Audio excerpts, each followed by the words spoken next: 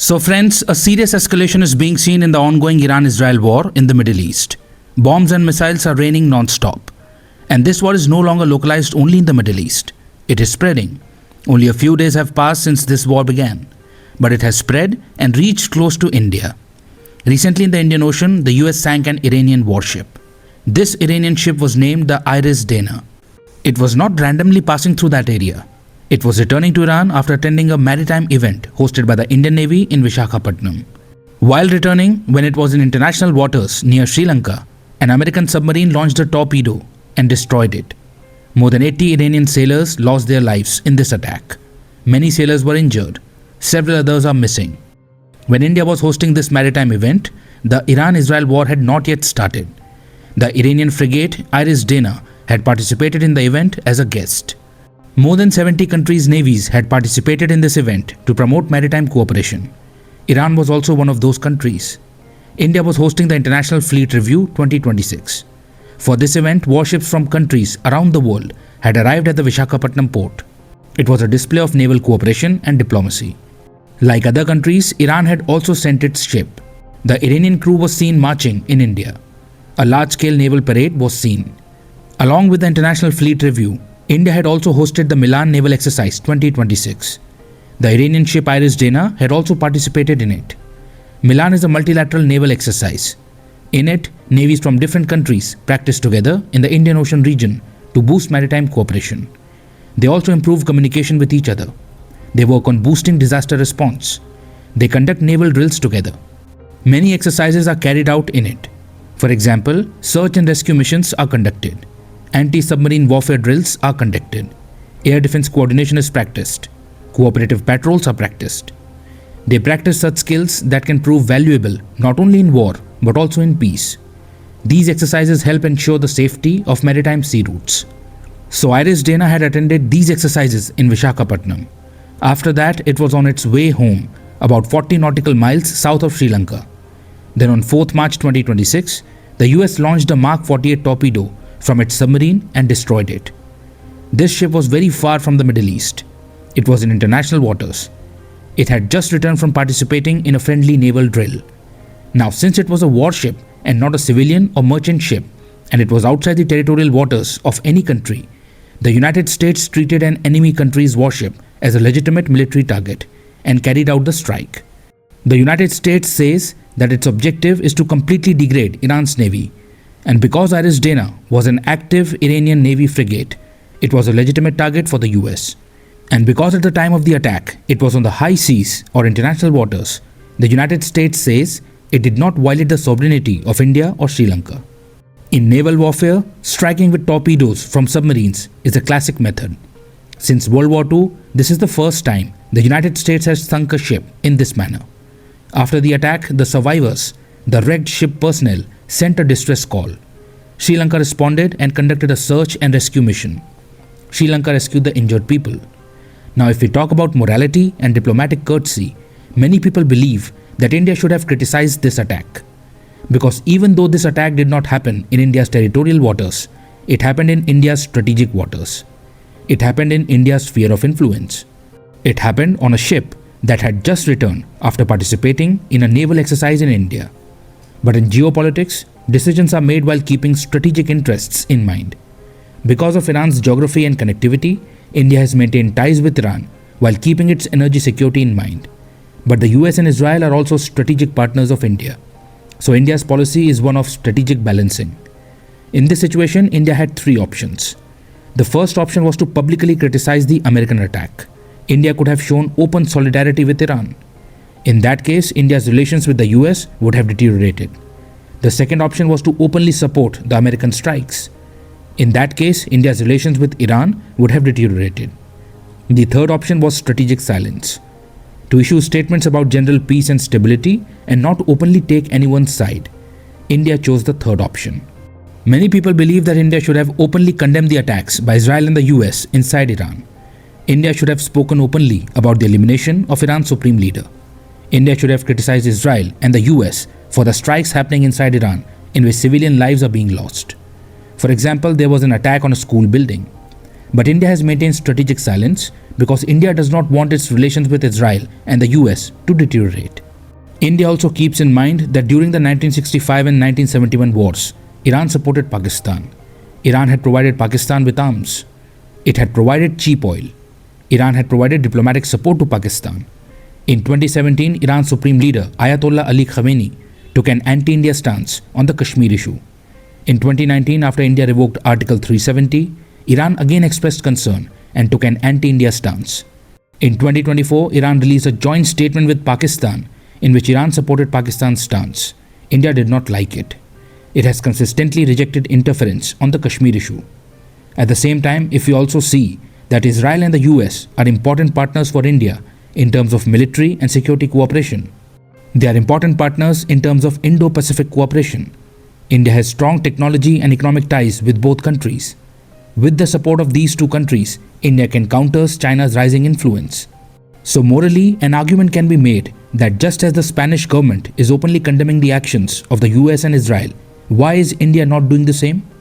The answer is strategic interests. India does not want to take the risk of direct confrontation with the US and Israel over Iran. Israel helped India through emergency supplies during the 1999 Kargil War. At present, Israel plays a critical role for India in defense and technology. It is a reliable security partner for India. It supplies India with advanced weapons, drones, surveillance systems, and missile technology. These include Barak 8 missiles, Heron drones, and electronic warfare systems. India also cooperates with Israel in fields such as agricultural technology, water management, cyber security, and artificial intelligence. So from a military and technological perspective, Israel is currently extremely valuable for India. That is why India avoids publicly criticizing Israel's actions. In geopolitics, decisions are not black and white. They are quite complicated. Because of US sanctions, India's cooperation with Iran has reduced significantly. At the same time, Iran's cooperation with China has increased. At this moment, India is not able to fully expand its economic ties with Iran. India is also not able to take full advantage of the Chabahar port. Gradually, Israel and the Gulf are becoming more important for India. One reason for this is the upcoming IMEC corridor, the India, Middle East, Europe Economic Corridor. It is a strategic project that will connect India, the UAE, Saudi Arabia, and Israel with Europe. This corridor has the support of the European Union and the US. It will counter China's Belt and Road Initiative. It will reduce the time required for India's trade with Europe. This corridor will include energy pipelines. It will include digital cables. It will include railway logistics. So if we talk about the economic potential of the IMEC corridor, it will be far more important for India than the Iran route. Keeping its future strategic interests in mind, India does not want its relations with the US and Israel to deteriorate. But at the same time, India cannot completely endorse such violent actions. Therefore, India has chosen the path of strategic silence. Because India also cannot completely abandon Iran. Iran is India's only viable land bridge to Central Asia, bypassing Pakistan. India would not want to abandon Iran and allow it to move completely into China's camp. That would allow China to dominate the region. Therefore, India follows a strategy of multi-alignment. India's foreign policy is not alliance-based, it is interest-based. You may have noticed that India did not condemn Russia when it invaded Ukraine. India was buying oil from Russia. At the same time, India was also talking to Ukraine. India was also providing humanitarian aid to Ukraine. India provided mobile hospitals to Ukraine. In the same way, India maintains relations with both Israel and Iran. So this is India's multi-alignment policy through which it tries to maximize its benefits from all sides. India's diplomacy says that India should cooperate with Israel and the US for technology and security. It should maintain ties with Iran for connectivity. It should partner with the Gulf countries for energy and investment. It should maintain relations with everyone. These decisions are taken while keeping economic, technological, and military benefits in mind. They are taken while keeping future strategic interests in mind. That is why India does not suddenly pick one side. This is also the reason that when Iran attacked the UAE and the Gulf nations, India reached out to the Gulf countries. India showed solidarity with them. At the same time, India maintained silence on the elimination of Iran's supreme leader. India did not criticize the attacks on Iran by Israel and the US, but continued to call for de-escalation and dialogue. India continued to speak about the safety of civilians. India also spoke about ensuring the safety of around 10 million Indians living in the region. After maintaining strategic silence for a few days, India formally conveyed condolences on the elimination of Ayatollah Khamenei on 5th March 2026.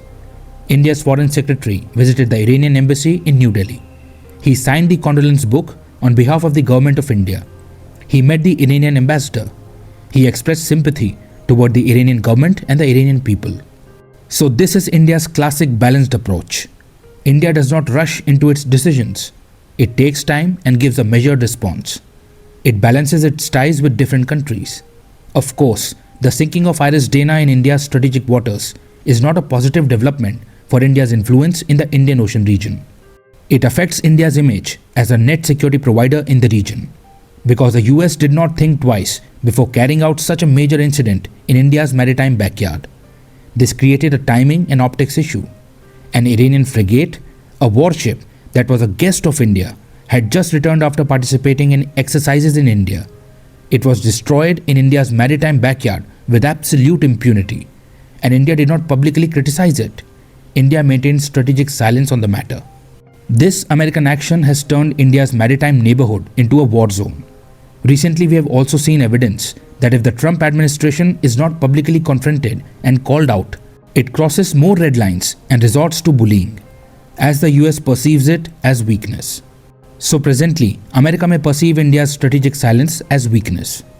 In Iran as well, public sentiment toward India is developing into shock and anger because of silence. Spain is publicly criticizing Donald Trump and Israel, and respect for Spain is increasing. China and Russia are openly supporting Iran. They are condemning the actions of the US and Israel. They are also gaining advantages from this situation.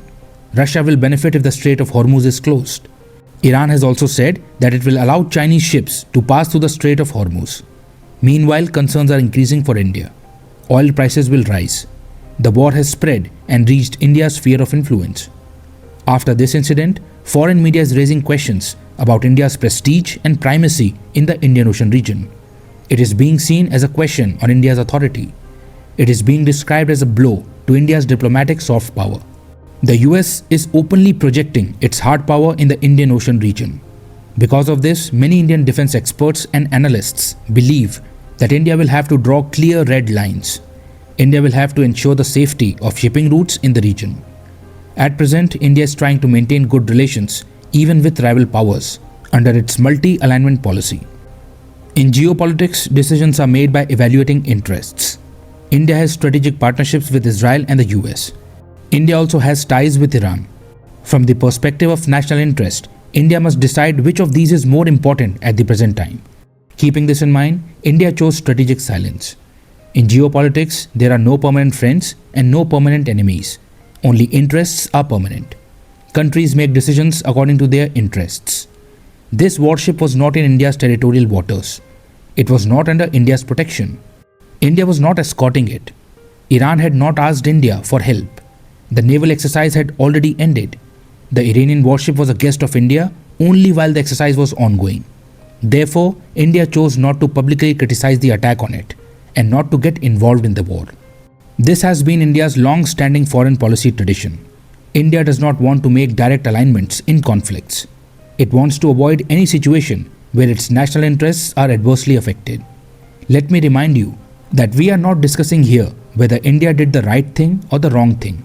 We are discussing what India did and why it did it.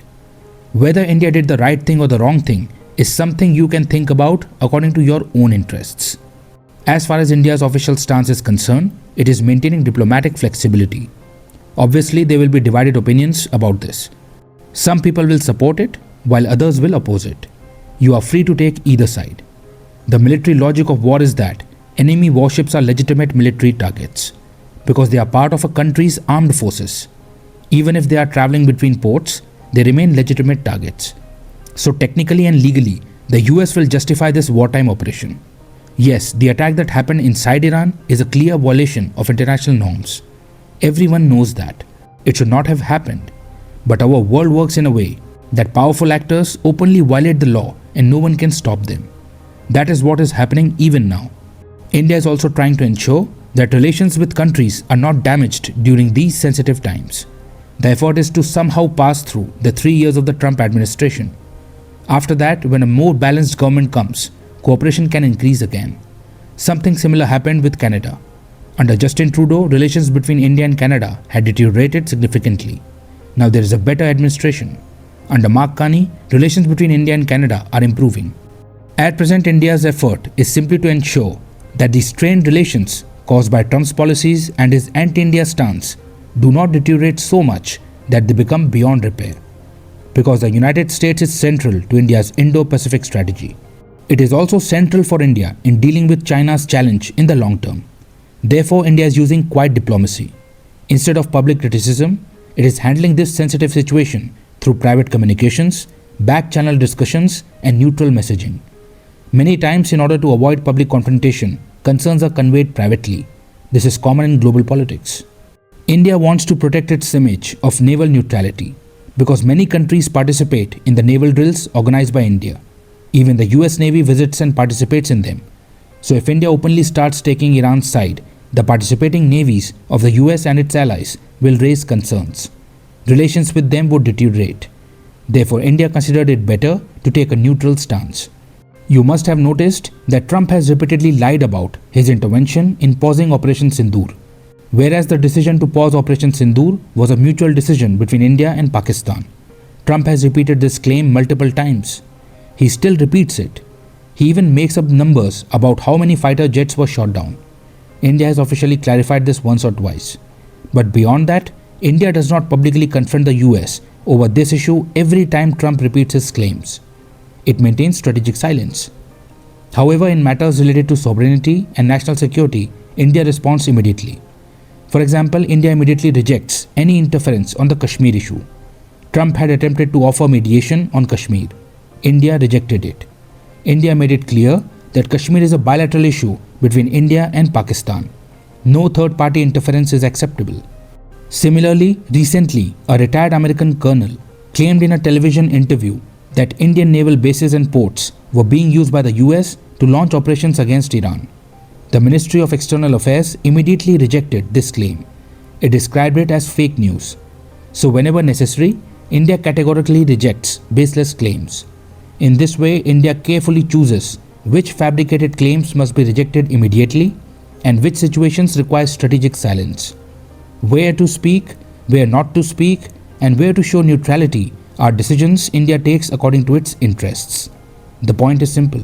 Open confrontation based on morality and principles can carry a heavy cost. Many times countries do not want to pay this heavy cost when their strategic interests are at stake. Instead, they choose their larger strategic priorities. They prioritize their national interests. That is why India maintains strategic silence.